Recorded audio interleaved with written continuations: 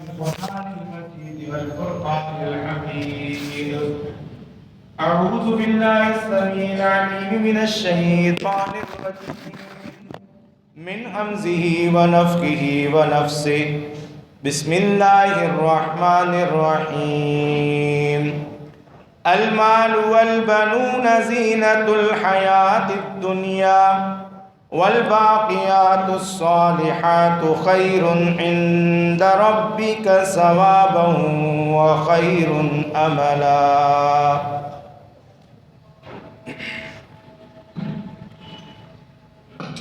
اللہ تبارک و تعالیٰ کی بے شمار نعمتوں اور احسانات میں سے ایک بہت بڑی نعمت اور ایک اللہ تعالیٰ کا بہت بڑا احسان یہ ہے کہ اللہ تبارک و تعالیٰ نے ہمیں امام الانبیاء محمد الرسول اللہ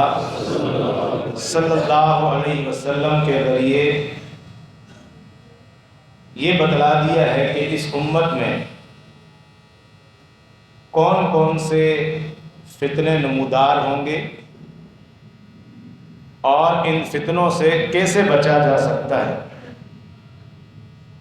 ان سے بچنے کا کیا طریقہ ہے. یہ سب امور اللہ تبارک و تعالیٰ کی کامل رحمت ہے. ان فتنوں میں سے ایک بہت بڑا فتنہ وہ مال کا فتنہ ہے. مال کا فتنہ، مال کی آزمائش بڑی ہی مشکل آزمائش ہے. اللہ تبارک و تعالی اپنے بندوں کو مال عطا کر کے آزماتا ہے، اور اس آزمائش میں بہت ہی کم لوگ ہوتے ہیں جو اس آزمائش میں کامیاب ہوتے ہیں. وہ کون لوگ ہوتے ہیں جو اس آزمائش میں کامیاب ہوتے ہیں؟ دو جملوں کے اندر اس کا خلاصہ یہ ہے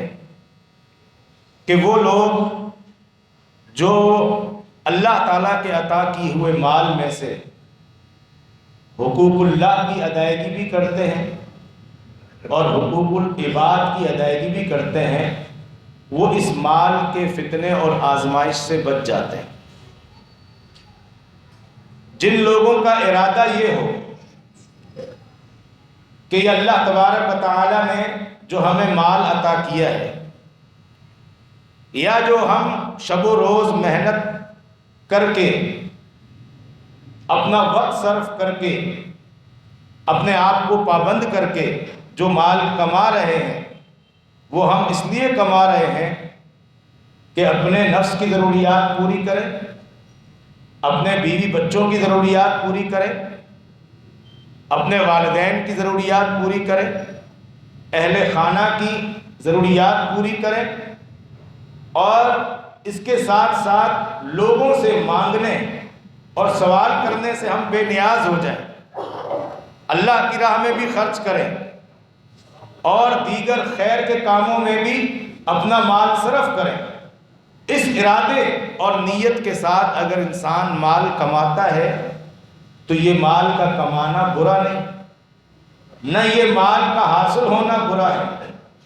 وہ بندہ اس ارادے کے ساتھ ساتھ اس ارادے کی تکمیل بھی کرتا ہے، اپنے اس ارادے پر عمل بھی کرتا ہے، تو اس کا مال وہ اس کے لیے برا نہیں. امام الانبیاء محمد الرسول اللہ صلی اللہ علیہ وسلم کا فرمان ہے، آپ نے فرمایا کہ نعم المال الصالح للمرء الصالح. بہترین مال وہ ہے جو بہترین اور نیک آدمی کو حاصل ہو جائے. حالانکہ ہمارے ہاں عمومی طور پر یہ سمجھا جاتا ہے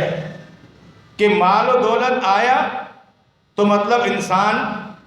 گمراہ ہو جائے گا، دین سے ہٹ جائے گا، دین سے دور ہو جائے گا. یہ بات نہیں. انسان مال و دولت والا ہو، اس کے بعد لاکھوں کروڑوں روپے ہوں، جائیدادیں ہوں، اور اگر وہ صالح ہے، نیک آدمی ہے، دیندار ہے، اور اللہ کے حقوق بھی ادا کرتا ہے اور بندوں کے حقوق بھی ادا کرتا ہے، تو یہ انسان مال کے فتنے سے محفوظ ہو جائے۔ اللہ تعالیٰ نے قرآن کریم میں اس مال کے فتنے سے بارہا خبردار کیا، فرمایا وَلَوْ بَسَطَ اللَّهُ الرِّزْقَ لِعِبَادِهِ لَبَغَوْا فِي الْأَرْضِ، اگر ہم اپنے سارے بندوں کے لیے رزق کی کشادگی دے دیں، ہر ایک امیر سے امیر تر ہو، ہر ایک مالدار ہو، لَبَغَوْا فِي الْأَرْضِ، تو پھر یہ لوگ زمین میں سرکشی کریں گے، سرکش بن جائیں گے، سب سرکش بن جائیں گے۔ وَلَٰكِن يُنَزِّلُ بِقَدَرٍ مَا يَشَاءُ، لیکن اللہ تبارک و تعالیٰ ایک مقدار اور ایک کوانٹٹی کے ساتھ اپنا رزق نازل فرماتا ہے، اور جس کو چاہتا ہے ایک متعین اور محدود مقدار کے مطابق مال عطا کرتا ہے۔ ہر ایک کی مقدار الگ ہے، وہ تقدیر میں ہی لکھا ہوا ہے کہ اس بندے کو کتنا مال ملے گا، اس بندے نے دنیا میں رہ کر کتنا کھانا ہے، وہ لکھ دیا گیا ہے۔ جب تک وہ مال انسان کما نہیں لیتا، جب تک وہ کھا نہیں لیتا، اس وقت تک اس کی موت نہیں آئے گی جتنا اس کی تقدیر میں لکھا ہوا ہے۔ فرمایا وَلَوْ بَسَطَ اللَّهُ الرِّزْقَ لِعِبَادِهِ لَبَغَوْا فِي الْأَرْضِ، اگر ہم سارے بندوں کے لیے رزق کو پھیلا دیں تو پھر یہ لوگ سرکش بن جائیں گے۔ فرمایا المال والبنون زینۃ الحیات الدنیا، یہ مال و دولت اور یہ بیٹے یہ دنیا کی زندگی کی زینت ہے، دنیا کی زندگی کی خوبصورتی ہے۔ والباقیات الصالحات، لیکن باقی رہنے والے اعمال صالحہ ہیں جو ہمیشہ باقی رہیں گے، قبر میں بھی انسان کے کام آئیں گے، حشر میں بھی انسان کے کام آئیں گے۔ خیر عند ربک ثوابا وخیر عملا، اس پر امید رکھی جا سکتی ہے بہترین ثواب کی رب کے ہاں جو اعمال صالحہ باقی رہنے والے، جبکہ مال و دولت یہ دنیا کی زندگی کی زینت ہے۔ اسی لیے نبی کریم صلی اللہ علیہ وسلم کا یہ بھی فرمان صحیح بخاری اور صحیح مسلم کی حدیث، فرمایا لو کان لابن آدم وادیان من ذهب لابتغى ثالثا، اگر ابن آدم کے لیے دو بڑی وادیاں سونے کی ہوں پھر بھی اس کا پیٹ نہیں بھرے گا، وہ چاہے گا کہ تیسری وادی بھی ہو۔ وادی کہتے ہیں دو بڑے بڑے پہاڑوں کے بیچ میں جو خالی جگہ ہے، فرمایا کہ پوری بھر کر انسان کو سونے کی دے دی جائے اور دو دو وادیاں ہوں اس کے پاس، تو وہ چاہے گا کہ ایک اور وادی بھی میرے پاس ہو۔ جس طرح آج ہم سب کا حال ہے، ایک دکان ہے تو ہم چاہتے ہیں میری دو دکانیں ہونی چاہیے، دو ہیں تو میں چاہتا ہوں کہ تیسری برانچ بھی ہونی چاہیے، چوتھی برانچ بھی ہونی چاہیے، یہ جال میں پھیلا دوں پورے ملک کے اندر اپنے کاروبار کا، اپنی اس دکان کا اور ان برانچوں کا۔ اللہ کے رسول صلی اللہ علیہ وسلم نے انسان کی طبیعت کو پہلے ہی آشکار کر دیا، واضح کر دیا کہ اگر دو وادیاں بھی سونے کی مل جائیں پھر بھی یہ بندہ تیسری چاہے گا۔ فرمایا وَلَا يَمْلَأُ جَوْفَ ابْنِ آدَمَ إِلَّا التُّرَابُ، ابن آدم کا پیٹ قبر کی مٹی کے سوا کوئی چیز بھر سکتی ہی نہیں۔ جب تک قبر میں نہیں پہنچے گا اس وقت تک یہ چاہتا رہے گا کہ میرے پاس مال ہو، میرے پاس اور ہو، میرے پاس اور ہو، یہ خواہش اس کی ختم ہونے والی نہیں۔ نبی کریم صلی اللہ علیہ وسلم اسی لیے پناہ طلب کرتے تھے۔ صحیح بخاری کی حدیث ہے، آپ صلی اللہ علیہ وسلم کی دعاؤں میں ایک دعا یہ تھی اعوذ بک من فتنۃ الغنا واعوذ بک من فتنۃ الفقر، اے اللہ میں تجھ سے مالداری کے فتنے سے بھی تیری پناہ چاہتا ہوں اور فقر و فاقہ اور محتاجی کے فتنے سے بھی تیری پناہ چاہتا ہوں۔ کبھی انسان مال کی کثرت کی بنا پر فتنے اور آزمائش کا شکار ہو جاتا ہے، اور کبھی انسان مال کے نہ ہونے کی بنا پر، فقر و فاقہ کی بنا پر، بھوک اور محتاجی کی بنا پر فتنے اور آزمائش کا شکار بن جاتا ہے۔ اسی لیے اللہ کے رسول صلی اللہ علیہ وسلم کی یہ دعا ہم لوگوں کو یاد کر لینی چاہیے، بڑی آسان دعا ہے، اعوذ بک من فتنۃ الغنا وَأَعُوذُ بِكَ مِن فِتْنَةِ الْفَقْرِ، اے اللہ میں تیری پناہ طلب کرتا ہوں مالداری ہو اور اس کے ساتھ آزمائش آ جائے اور میں فتنے میں مبتلا ہو جاؤں، یا اللہ میں تیری پناہ کا سوال کرتا ہوں، اور فقر و فاقہ ایسا آ جائے جس کی وجہ سے میں فتنے کا شکار ہو جاؤں، یا اللہ میں تیری اس سے پناہ طلب کرتا ہوں۔ مال اللہ نے عطا کر دیا، کمائیں، لیکن اس انداز میں کہ یہ مال ہمارے لیے فتنہ نہ بنے۔ نبی کریم صلی اللہ علیہ وسلم کا یہ بھی فرمان ہے، سنن ابن ماجہ کی صحیح حدیث، آپ نے فرمایا کن قنعا تکن اشکر الناس، آپ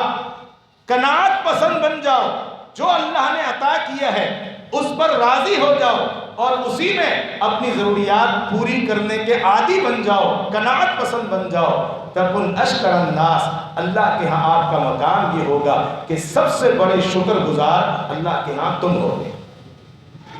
لوگ اللہ کا شکر ادا کرتے ہیں، فرمایا ایک ہے اشکر الناس، سب انسانیت میں بڑھ کر اللہ کا شکر ادا کرنے والا بندہ وہ ہے کہ اللہ نے جو عطا کیا ہے اسے اپنے لیے کافی سمجھے اور اسی میں اپنی ضروریات پوری کرے۔ آج ہماری پریشانیاں بڑھتی کیوں جا رہی ہیں؟ ہر گھر میں جھگڑے اور ہر گھر میں فساد،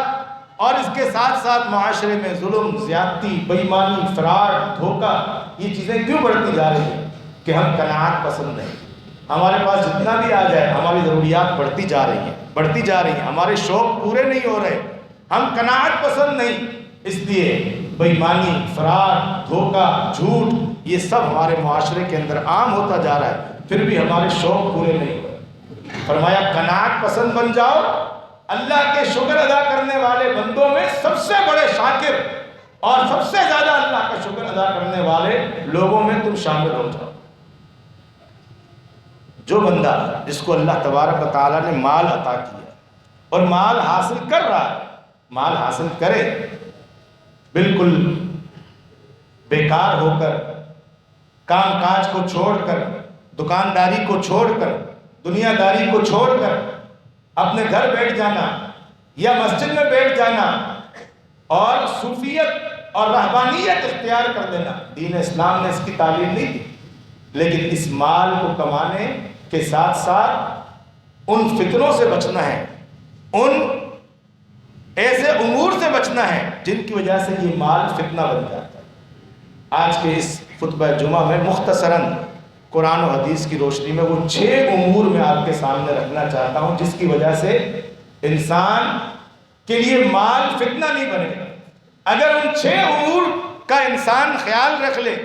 ان 6 معاملات میں انسان محتاط ہو جائے، تو یہ مال چاہے اس کے پاس کروڑوں اربوں کی تعداد میں آ جائے، کتنا ہی وہ مالدار کیوں نہ بن جائے، یہ مال اس کے لیے فتنہ نہیں بنے گا۔ ہم پریشان ہوتے ہیں کہ ہمیں حدیث سنائی گئی ہے کہ فقراء اغنیاء سے پہلے، مالداروں سے 500 سال پہلے جنت میں داخل ہوتے، یہ بات ہے، اور یہ سمجھ میں آتا ہے کہ شاید ہم مالدار ہیں، ہم تو شاید جنت میں جائیں یا نہ جائیں، ہمارے شاید جہنم ہی لکھی ہوئی ہے۔ نہیں، 6 امور ایسے ہیں جن میں اگر انسان محتاط ہو جائے تو یہ مال اس کے لیے فتنہ نہیں ہوتا، اس مال کے فتنے سے وہ بندہ بچ جائے گا۔ پہلا معاملہ، سب سے پہلی چیز، مال وہ اللہ تعالیٰ کے ذکر، اللہ تعالیٰ کے دین اور اللہ کی اطاعت سے انسان کو غافل نہ کرے۔ آپ کروڑوں کے مالک ہوں، جائیدادوں کے مالک ہوں، اربوں کی آپ کی جائیداد ہو، لیکن اس مال کی وجہ سے آپ اللہ کے دین سے غافل ہو جائیں، آپ نماز سے غافل ہو جائیں، اس مال کی ریل پیل کی وجہ سے آپ نماز کی ادائیگی چھوڑ دیں، آپ اتنا مصروف ہو جائیں کہ آپ کے لیے اذان سن کر مسجد جانا مشکل بن جائے۔ ایسا معاملہ نہیں ہونا چاہیے۔ مال کروڑوں میں ہو، لیکن جیسے ہی اللہ کی طرف سے پکار آئے حی علی الصلاح، حی علی الفلاح، تو آپ اللہ کے در پر حاضر ہونے والے۔ یہ مال اللہ کے دین سے بھی غافل نہ کرے، اللہ کے ذکر سے بھی غافل نہ کرے، اللہ کی اطاعت سے بھی غافل نہ کرے۔ اللہ کا پورا دین اس کے آپ پابند ہوں، اللہ کی اطاعت گزار ہوں، اور اس کے ساتھ ساتھ آپ لاکھوں کے مالک ہوں، کروڑوں کے مالک ہوں، آپ اس مال کے فتنے سے بچ جائیں۔ اللہ تعالیٰ کا فرمان بھی ہے قرآن کریم میں، فرمایا یا ایھا الذین آمنوا لا تلہکم اموالکم ولا اولادکم عن ذکر اللہ، اے اہل ایمان تمہارے مال اور تمہاری اولاد اللہ کے ذکر سے غافل نہ کریں، وَمَن يَفْعَلْ ذَلِكَ فَأُولَٰئِكَ هُمُ الْخَاسِرُونَ، جس نے یہ کام کیا غافل ہو گیا، یہ لوگ خسارے میں آ گئے، یہ لوگ نقصان میں آ گئے، ان لوگوں کا کام سمجھو خراب ہو گیا، یہ فتنے کا شکار ہو گئے اللہ کے ذکر سے غافل۔ اور اللہ کے ذکر میں سب سے اہم ترین اللہ کا ذکر وہ 5 وقت باجماعت مسجد میں آ کر نماز پڑھنا۔ اب ہماری دکانیں بڑھتی جائیں، ہمارا کاروبار پھیلتا جائے اور ہم وہاں نگرانی پر بیٹھے ہوں، وہاں کمائی پر بیٹھے ہوں، اور مؤذن 5 وقت اذانیں دے رہا ہے، حی علی الصلاۃ حی علی الفلاح، اللہ کا منادی پکار رہا ہے، اور ہم غافل ہو جائیں تو پھر سمجھ لیں کہ یہ مال ہمارے لیے فتنہ بن چکا ہے۔ بلکہ ہم میں سے ہر ایک اپنا جائزہ خود لے، اپنے ضمیر پر خود ٹٹول لے، اپنا خود احتساب کر لے، محاسبہ کر لے کہ میں اس مال کے فتنے کا شکار ہو چکا ہوں یا نہیں ہوا، میری کیفیت کیا ہے۔ اللہ نے مال اتنا عطا کیا، یہ سب کس کا دیا ہوا ہے؟ یہ میری اپنی ذہانت ہے، میرا اپنا کوئی کمال ہے؟ مجھ سے پڑھ کر سمجھدار، مجھ سے پڑھ کر ذہین لوگ وہ ڈگریاں لے کر روڈوں پر دھکے کھا رہے ہیں، اور اللہ تعالیٰ نے مجھے اپنی اس نعمت کے ساتھ سرفراز کیا ہے، مجھے مال عطا کیا ہے، تو مجھے اللہ کے شکر سے، اللہ کے ذکر سے، اللہ کے دین کی پابندی سے اور نماز کی اقامت سے یہ مال غافل کر دے تو پھر یہ میرے لیے خسارے کی بات ہے۔ تو سب سے پہلی چیز ہمیں یہ مال اللہ کے دین سے غافل نہ کریں۔ منافقین نے کیا کہا تھا؟ سَيَقُولُ لَكَ الْمُخَلَّفُونَ مِنَ الْأَعْرَابِ شَغَلَتْنَا أَمْوَالُنَا وَأَهْلُونَا، فرمایا یہ لوگ جو آپ کے ساتھ جہاد پر نہیں چلے، یہیں بیٹھے رہے پیچھے، آپ جب واپس مدینہ پہنچیں گے تو یہ منافق لوگ آئیں گے اور آپ کے پاس یہ عذر پیش کریں گے کہ شغلتنا اموالنا واہلنا، ہمیں ہمارے مال نے اور ہمارے اہل نے مشغول کر دیا تھا، ہم اس لیے آپ کے ساتھ نہ چل سکے۔ یہ کس کی صفت ہے؟ یہ منافقین کی صفت، کہ اللہ کی طرف سے مال عطا ہو اور انسان اس مال میں اتنا مصروف ہو جائے، اتنا مشغول ہو جائے کہ اللہ کے ذکر اور اللہ کے دین سے انسان منہ موڑ دے اور اعراض کر دے اور غافل ہو جائے، تو یہ اس انسان کے لیے فتنہ ہے۔ اور اللہ تبارک و تعالیٰ نے انسانیت کی اکثریت کا یہ شکوہ بھی کیا ہے قرآن کریم میں۔ کیا فرمایا؟ بسم اللہ الرحمن الرحیم، الہاکم التکاثر حتی زرتم المقابر، فرمایا مال کی کثرت کی طمع اور لالچ نے تمہیں غافل کر دیا، حتی زرتم المقابر، حتیٰ کہ تم نے قبروں کی زیارت کی، موت آ گئی لیکن اللہ کے دین سے غافل حالت میں، اللہ کے دین کی طرف آ نہ سکے، ساری زندگی یہی کیا ہے خیال رہا کہ اور بڑھ جاؤں اور حاصل کر لوں، 1 سے 2، 2 سے 4 یہ بنا لوں میں، اسی چیز نے غافل کیے رکھا اللہ کے دین سے، حتیٰ زرتم المقابر، حتیٰ کہ تم نے قبروں کی زیارت کی، موت آ گئی، قبر میں داخل ہو گئے اور مال نے تمہیں غافل کیا۔ تو سب سے پہلی چیز، اگر ہم مالدار ہیں، اللہ نے مال عطا کیا ہے، مالدار بن رہے ہیں، مال کما رہے ہیں، صبح شام مصروف عمل ہیں کہ کسی طرح ہم بھی جو ہے وہ امیر بن جائیں اور مالدار بن جائیں، تو اس مال کے کمانے میں کوئی حرج نہیں، مال کے کمانے میں کوئی حرج نہیں، لیکن وہ مال ہمیں اللہ کے دین سے، اللہ کے ذکر سے اور اللہ کی اطاعت سے غافل نہ کرے۔ دوسری چیز، مال کی کثرت ہو جائے لیکن انسان کے دل میں اسے اللہ کی راہ میں خرچ کرنے میں ناپسندیدگی، انسان کا دل ہی نہ چاہے کہ اللہ کی راہ میں خرچ کرے، بلکہ الٹا اسے اللہ کی راہ میں خرچ کرنے میں تنگی محسوس ہو، اللہ کی راہ میں دینا ناپسند ہو کہ کیوں دوں، یہ میری محنت ہے، میری کمائی ہے، میں نے صبح شام لگایا ہے۔ اللہ کی راہ میں خرچ کرنے کی شوق اور لگن پیدا نہ ہو کہ سمجھو یہ مال ہمارے لیے فتنہ بن چکا ہے۔ جب اللہ کی راہ میں خرچ کرنے کی ضرورت ہو جب کہا جائے کہ جناب اللہ کی راہ میں خرچ کرو، یہ آپ پر فرض ہے، زکوٰۃ کی ادائیگی آپ پر فرض ہے، آپ جس مسجد میں نماز پڑھتے ہیں اس مسجد کے معاملات، امور اور اخراجات یہ آپ کے ذمے ہیں، اور مسجد کو ضرورت ہے، اس وقت آپ کا دل نہ کرے مال خرچ کرے، باوجود مال ہونے کے، باوجود گھریلو ضروریات پوری ہونے کے بعد فاضل مال بینک بیلنس میں موجود ہو، لیکن اس کے باوجود دل نہ کرے خرچ کرنے کو، بلکہ ناپسندیدگی اللہ کی راہ میں دینے، سمجھیں کہ یہ مال آپ کے لیے فتنہ بن چکا ہے۔ اس حوالے سے اللہ تبارک و تعالیٰ کا فرمان، فرح المخلفون بمقعدهم خلاف رسول اللہ وکرہوا ان یجاہدوا باموالہم وانفسہم فی سبیل اللہ۔ پھر اللہ نے منافقین کا ہی طرز عمل ذکر کیا کہ یہ لوگ منافق ہیں جو ناپسند کرتے ہیں کس بات کو، اپنی جان بھی اللہ کی راہ میں دینے کو ناپسند کرتے ہیں، اور اللہ کی راہ میں اپنا مال دینے کو بھی ناپسند کرتے ہیں۔ انہیں شوق ہی نہیں کہ اللہ کی راہ میں خرچ کروں اور مجھے اجر و ثواب مل جائے، میری آخرت بن جائے، انہیں یہ شوق اور طمع نہیں۔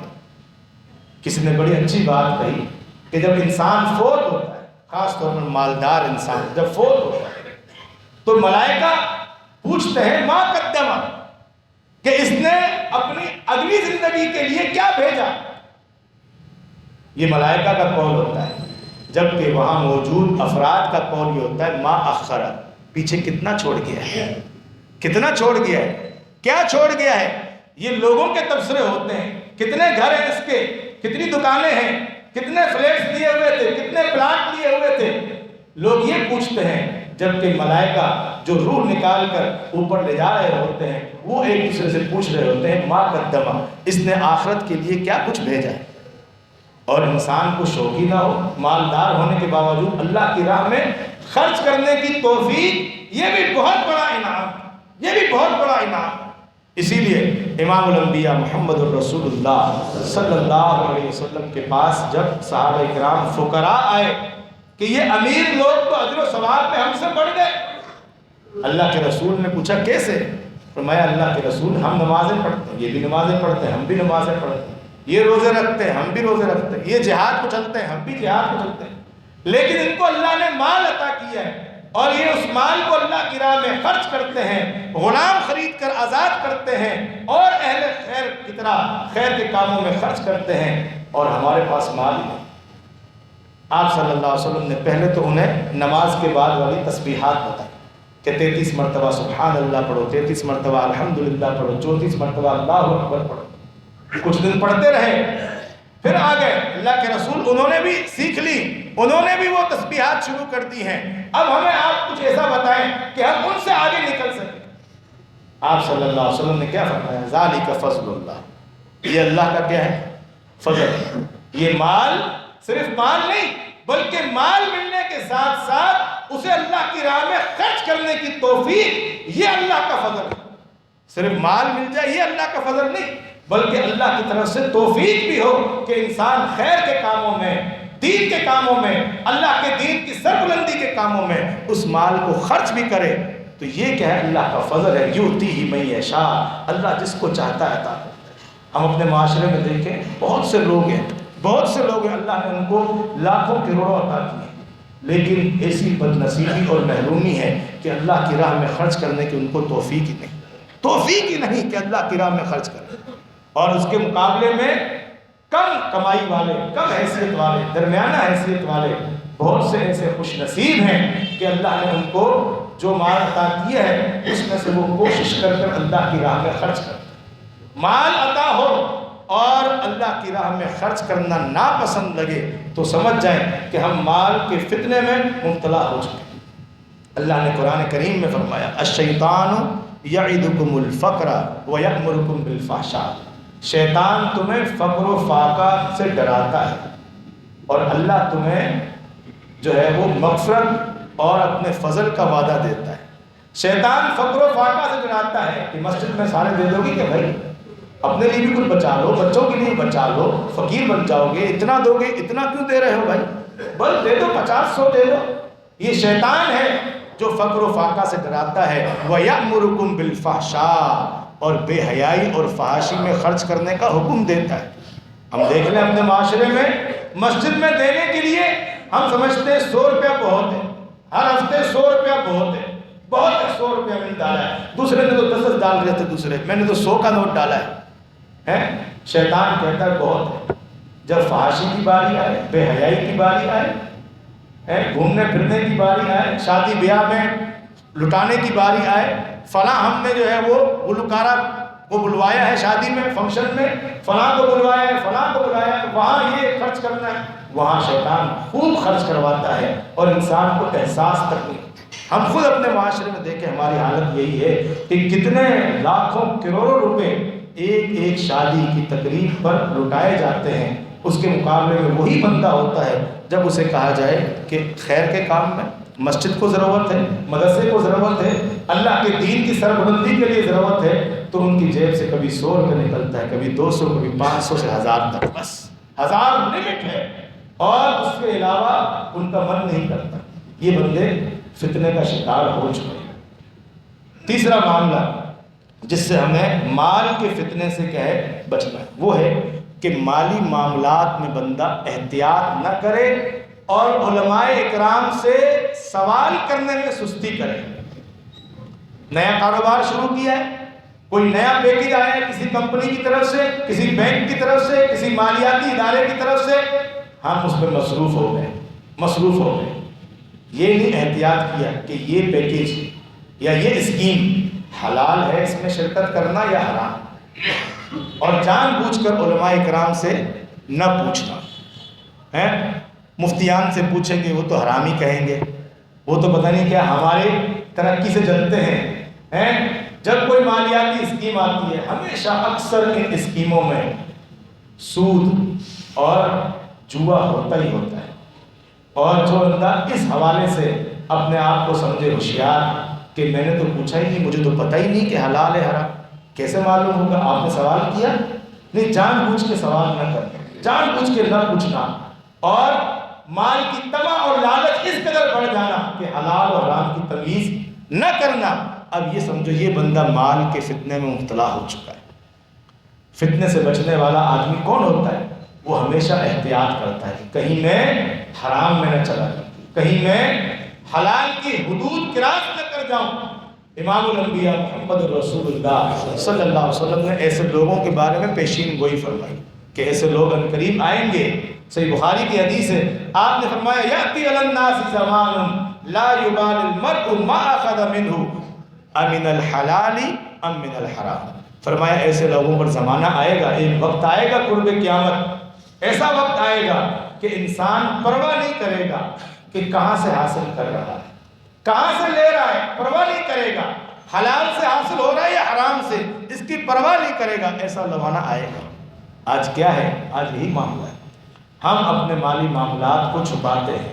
کہاں کہاں انویسٹ کیا ہوا ہے، کہاں کہاں پیسہ لگایا ہوا ہے، کیسی کیسی اسکیمیں آ رہی ہیں، اور فتنہ مال کا عروج پر۔ اللہ کے نبی کا فرمان بالکل فرمایا لِكُلِّ أُمَّةٍ فِتْنَةٌ وَفِتْنَةُ أُمَّتِي الْمَالِ۔ فرمایا ہر امت کے اللہ نے اس کے لیے الگ فتنہ اور آزمائش رکھی ہے، اور میری امت کے لیے اللہ نے فتنہ اور آزمائش مال رکھا ہے، مال کا فتنہ۔ اب دیکھو کہ امیر ہو یا غریب، ہر ایک کو اس فتنے میں مبتلا کیے جانے کی کوششیں لگی ہوئی ہیں۔ یہ ہم موبائل یوز کرتے ہیں، ہر ایک بندہ یوز کرتا ہے، مختلف ایپس ڈاؤن لوڈ کیے ہوئے ہیں، ان میں 5-5 روپے پر بھی سودی اسکیمیں شروع کروا رہے ہیں، 5-5 روپے پر۔ یہ موبائل میں یہ ہم ایزی پیسہ اور دیگر اپلیکیشن یوز کرتے ہیں، وہ کہتے ہیں 1 روپیہ انویسٹ کریں، ڈیلی کا 1 روپیہ یا 5 روپے، اور اس طرح لوگوں کو لالچ دے کر حرام کے اندر مبتلا کیا جا رہا ہے، حرام کے اندر جو ہے وہ داخل کیا جا رہا ہے۔ آپ بس کچھ بھی نہ کرو، ایپ ڈاؤن لوڈ کرو، اپنا نمبر ڈالو، آپ کو 10,000 روپے ادھار ملے گا، قرضہ ملے گا، لیکن کس پر؟ سود پر، سود پر ملے گا۔ پھر وہ ان کا کام ہے کیسے وصول کرتے ہیں، لیکن ہر ایک کو طمع اور لالچ۔ اب بندہ سوچتا ہے کہ کسی سے 1000 روپے مانگتا ہوں، مجھے دیتا نہیں ہے، یہ مجھے 10,000 دے رہے ہیں، اور بغیر کسی پریشانی کے ایپ ڈاؤن لوڈ کرو، اپنا موبائل نمبر داخل کرو، 10,000 روپے آپ کے اکاؤنٹ میں آ جائیں۔ یہ کیا ہے؟ فتنۃ امتی المال، میری امت کا فتنہ کیا ہے؟ مال ہے۔ اور جو انسان ان امور کو دیکھ کر لالچ میں آ گیا اور علماء کرام سے، مفتیان سے پوچھے بغیر کسی معاملے میں اس نے اپنے آپ کو داخل کر دیا، سمجھو یہ بندہ مال کے فتنے میں مبتلا ہو چکا ہے۔ اللہ کے رسول کا فرمان ہے الحلال بین والحرام بین، حلال بھی واضح ہے، حرام بھی واضح ہے، اور ان کے بیچ کچھ امور ایسے ہیں جو متشابہ ہیں۔ انسان کو شک ضرور آتا ہے دل میں، پتہ نہیں حلال ہے یا حرام۔ فرمایا جو بندہ ان مشکوک چیزوں سے اپنے آپ کو بچا لیتا ہے، سمجھو اس نے اپنا دین بھی بچا لیا، اپنی عزت بھی بچا لی۔ اور جو بندہ ان شبہات میں اپنے آپ کو داخل کر دیتا ہے، وقع فی الحرام، وہ سمجھو گیا حرام میں، کیونکہ اسے شبہات سے ڈر نہیں لگتا۔ آج شبہ والی چیز میں داخل ہوا ہے، کل کو پکی حرام میں بھی داخل ہو جائے گا، کیونکہ اسے ڈر نہیں، اسے ڈر نہیں۔ پھر اللہ کے رسول نے مثال دی، فرمایا جیسے چرواہا بکریاں چراتا ہے، اس کی ایک لمٹ ہے کہ ہمارے مالک کی کھیتی یہاں تک ہے، میں نے اس مالک کی بکریاں یہاں تک چرانی ہے۔ اب جو بندہ جان بوجھ کر، جو چرواہا اس حد سے کہ قریب لے جائے گا بکریوں کو، تو قریب ہے کہ بکری چھلانگ لگا کر آگے چلی جائے اور حد کراس کر جائے، یہ بندہ فتنے میں مبتلا ہو گیا، اس کو پریشانی کا سامنا کرنا پڑے گا۔ لیکن جو چرواہا احتیاط کرتا ہے اور اپنی حد سے بھی بکریوں کو دور رکھتا ہے کہ کہیں کسی اور کی حد میں بکری داخل نہ ہو جائے، فرمایا یہ بندہ اپنے آپ کو بچا لے، اس نے سمجھو اپنا دین بھی بچا لیا، اپنی عزت بھی بچا لی، کوئی اس پر انگلی نہیں اٹھائے گا، اور اللہ کے ہاں بھی یہ سرسرو ہوگا۔ اس لیے ہر معاملے میں ہم کیا کریں؟ احتیاط کریں۔ امام الانبیاء محمد الرسول اللہ صلی اللہ علیہ وسلم کی ایک اور حدیث مسلم احمد کی روایت ہے، آپ صلی اللہ علیہ وسلم نے کعب بن عجرہ رضی اللہ عنہ کو فرمایا، اے کعب بن عجرہ یاد رکھو، لا يدخل الجنت من نبت لحمہ من سحت، وہ بندہ جنت میں داخل نہیں ہوگا جس کا یہ گوشت حرام پر پلتا ہے، یہ جسم حرام پر پلتا ہے، وہ جسم جنت میں داخل نہیں ہوگا، بلکہ فالنار اولا بہ، ایسے جسم کی جہنم کی آگ زیادہ حقدار ہے کہ اسے جہنم کی آگ میں ڈال دیا جائے۔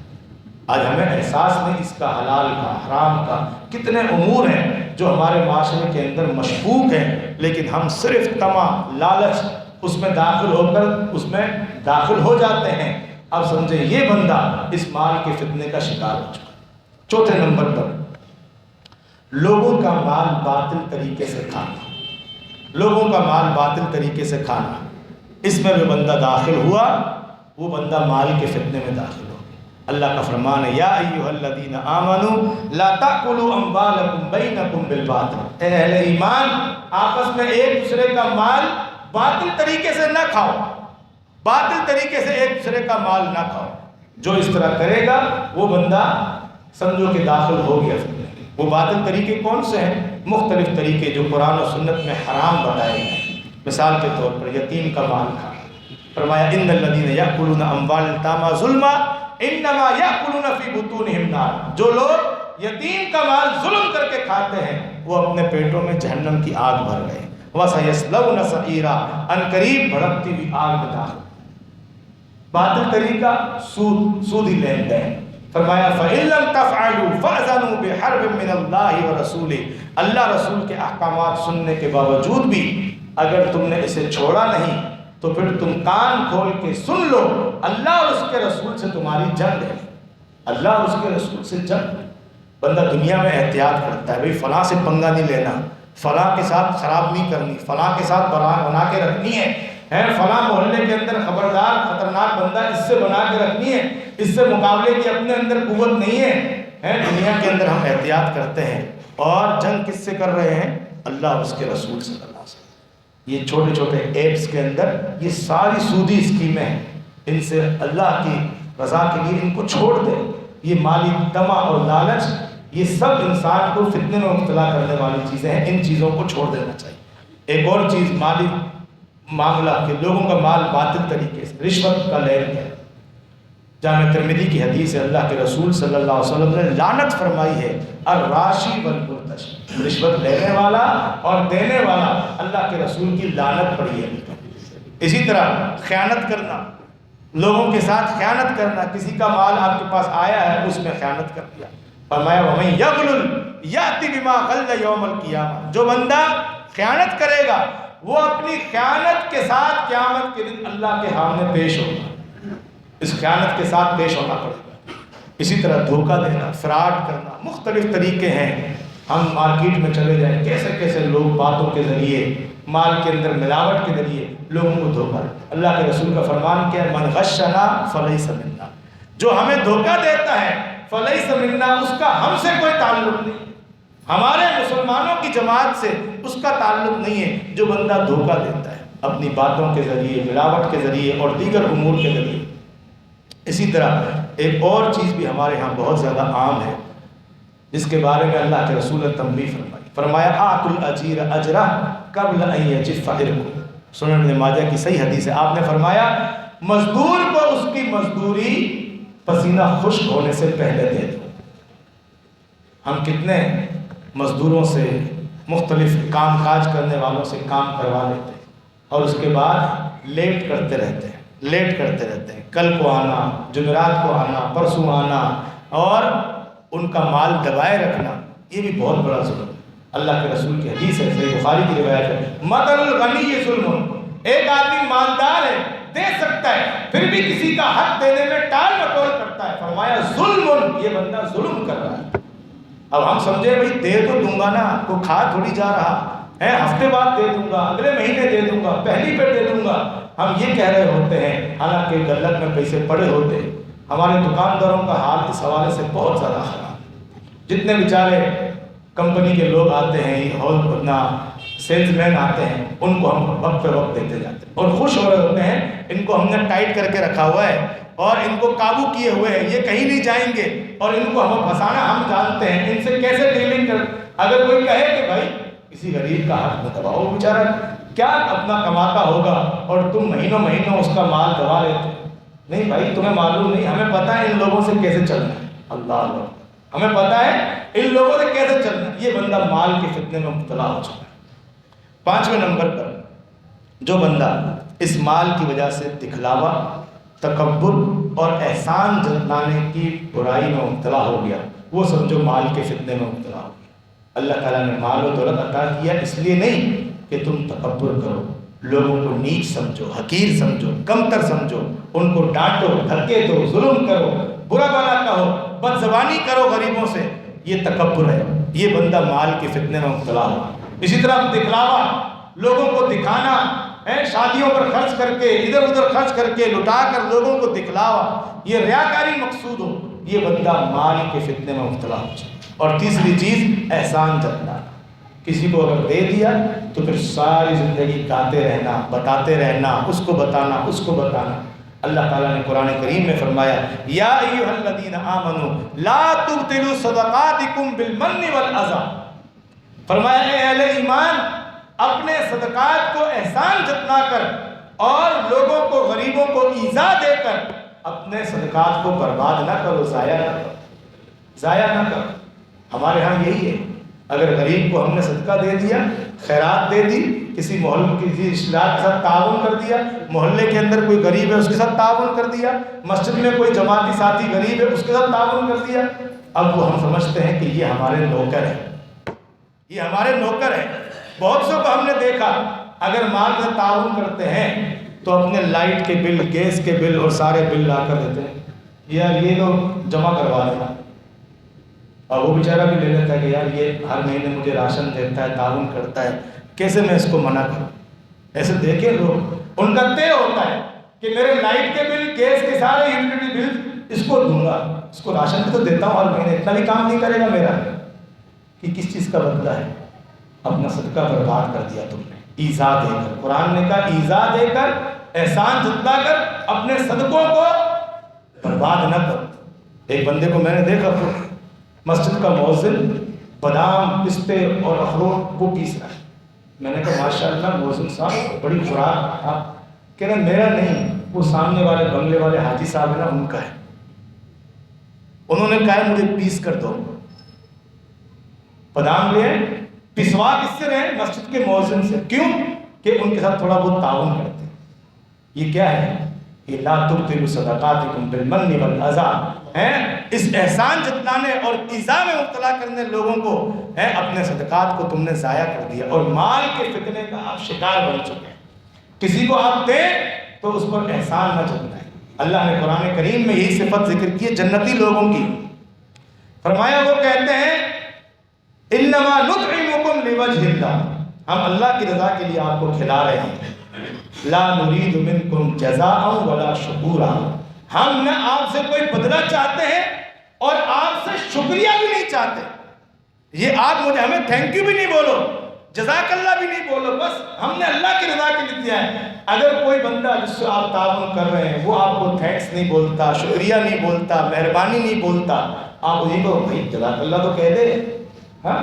یا ہم غریب کو دے کر کہتے ہیں دعا کرنا میرے لیے، یہ بھی جزا ہے۔ اس سے بھی علماء نے روکا ہے کہ آپ غریب کو جو دے رہے ہو کس لیے دے رہے ہو؟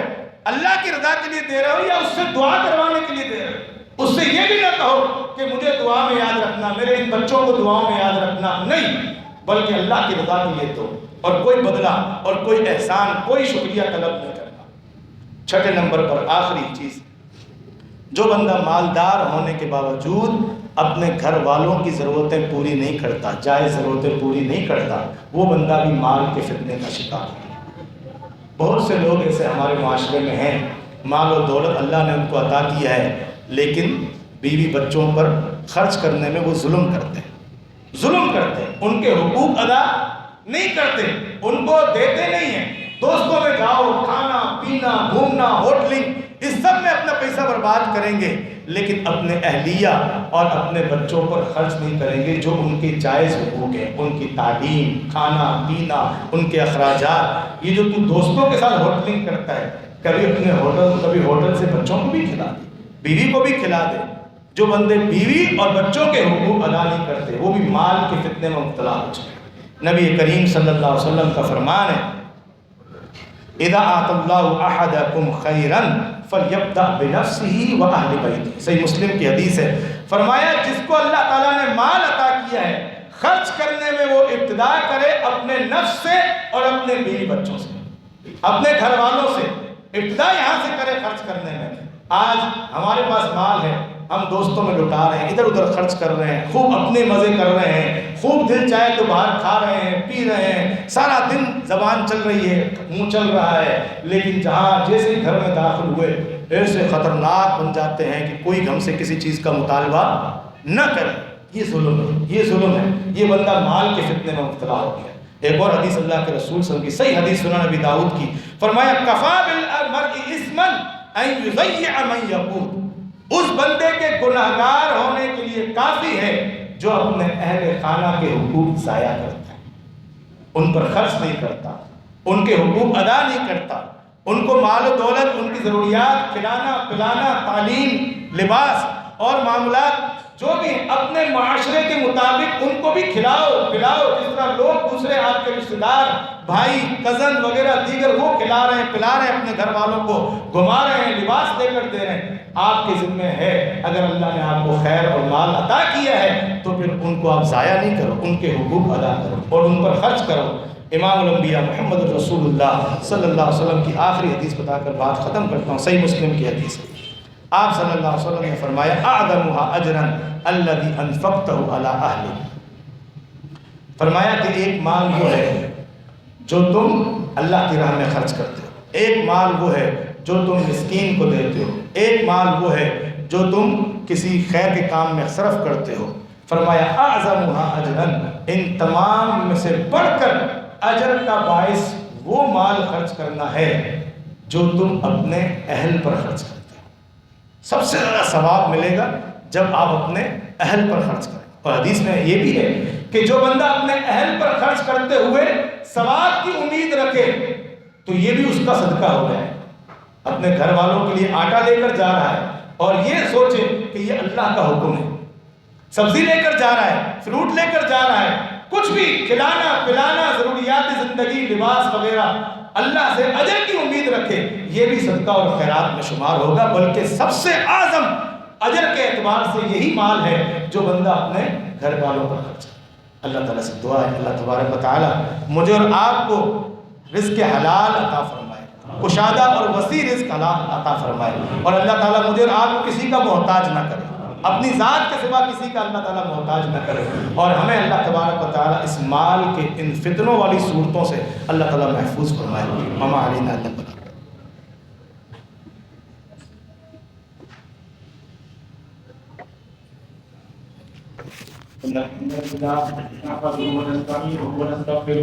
ونعوذ بالله من شرور انفسنا ومن يهده الله فلا مضل له ومن يضلل فلا هادي له